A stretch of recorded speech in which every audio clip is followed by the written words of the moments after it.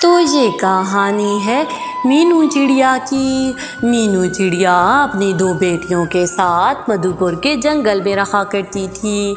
मीनू चिड़िया हर साल अपने खेत में कुछ कर्ज लेकर फसल उगाया करती थी, लेकिन इस दफ़ा तो मीनू चिड़िया की फसल सड़ चुकी थी, उस पर कोई फसल ना लगी थी, जिसकी वजह से मीनू चिड़िया बहुत परेशान थी। वो रात दिन बस यही सोचती रहती कि अब वो कर्ज कैसे उतारेगी। इसी चिंता में उसकी तो अब हालत ख़राब रहने लगी थी। दिन ब दिन उसकी तो बीमारी बढ़ती जा रही थी।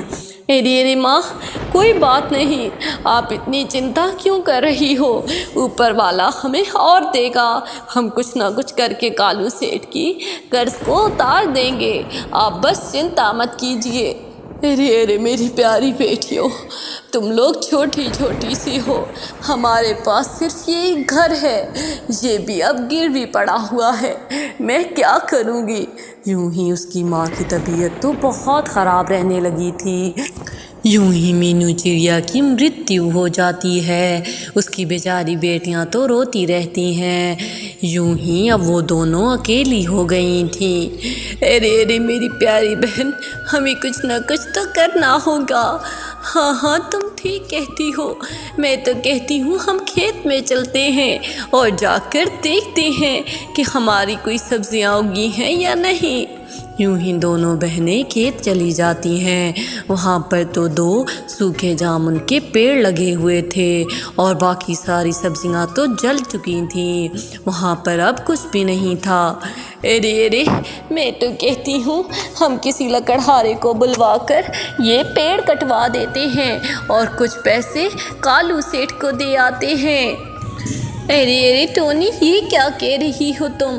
हम ऐसा नहीं कर सकते। देखो तो इन पौधों में जान आ चुकी है, हम इन्हें कैसे मार सकते हैं? हम ऐसा अन्याय नहीं कर सकते। छोड़ो इनको, जो होगा देखा जाएगा।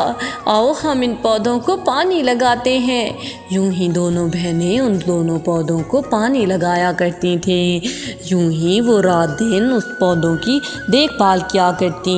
उनके घर में जो थोड़ा सा राशन पड़ा था वो उसी से गुजारा कर रही थी, लेकिन अब तो घर में पड़ा राशन भी ख़त्म हो रहा था। एक दिन कालू कौवा उनके दरवाजे पर आता है। अरे मेरे कर्जे का क्या किया तुम दोनों ने? तुम लोगों की तो माँ मर गई है। अब इस घर को खाली कर दो, मैं इसे बेचकर अपना कर्ज पूरा कर लूँगा। अरे कालू चचा, हमारे साथ ऐसा मत कीजिए। अगर आप ऐसा करेंगे तो हम दोनों बहनें कहाँ जाएंगी? आप तो जानते हैं हम दोनों अनाथ हैं।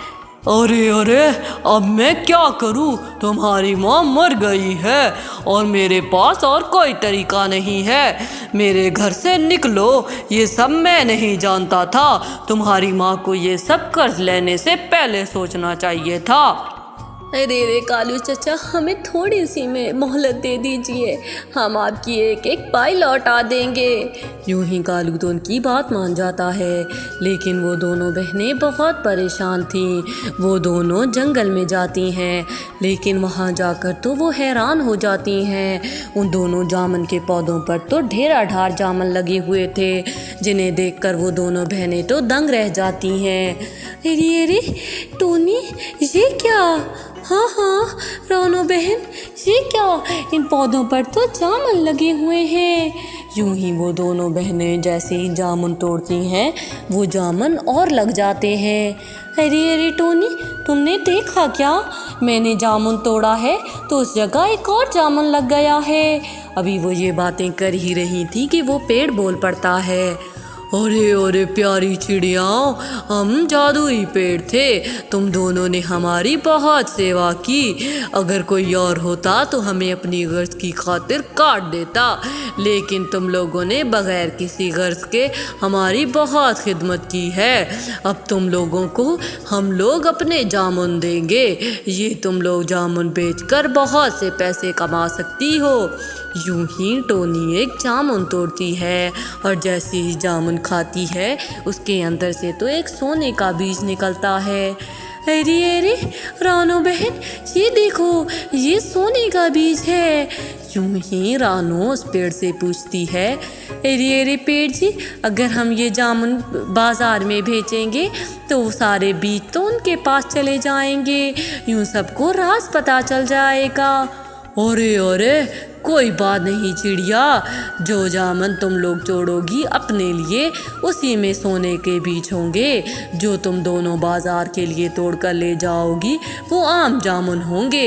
यूं ही दोनों बहनें तो खुश हो जाती हैं और जामुन की टोकरियां भरकर बाजार ले जाती हैं और वहां पर बेचने लगती हैं।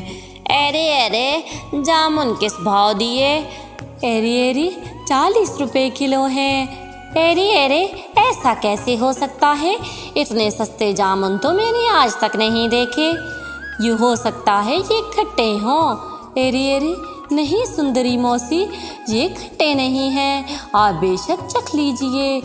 अरे अरे ये तो वाकई ही मीठे हैं। यूं ही जंगल में तो सभी पक्षी उनसे जामुन खरीदने लगते हैं। उनके जामुनों की तो धूम मच गई थी। दोनों बहनों ने अच्छे खासे पैसे इकट्ठे कर लिए थे। अरे अरे टोनी, ये पैसे तो कम हैं, हमें कुछ और पैसे चाहिए होंगे।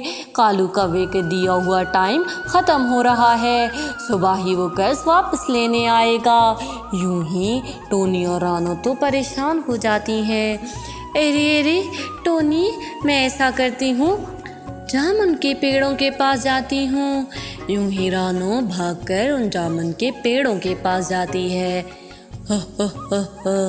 परेशान मत हो बेटी, तुम ऐसा करो, एक जामुन का गुच्छा तोड़ लो और जैसे ही इनको खोलोगी अंदर से सोने की गुठलियाँ निकलेंगी, वो जाकर सुनार को बेचाना और उससे तुम्हें अच्छे खासे पैसे मिल जाएंगे, यूँ तुम कर्ज उतार सकोगी।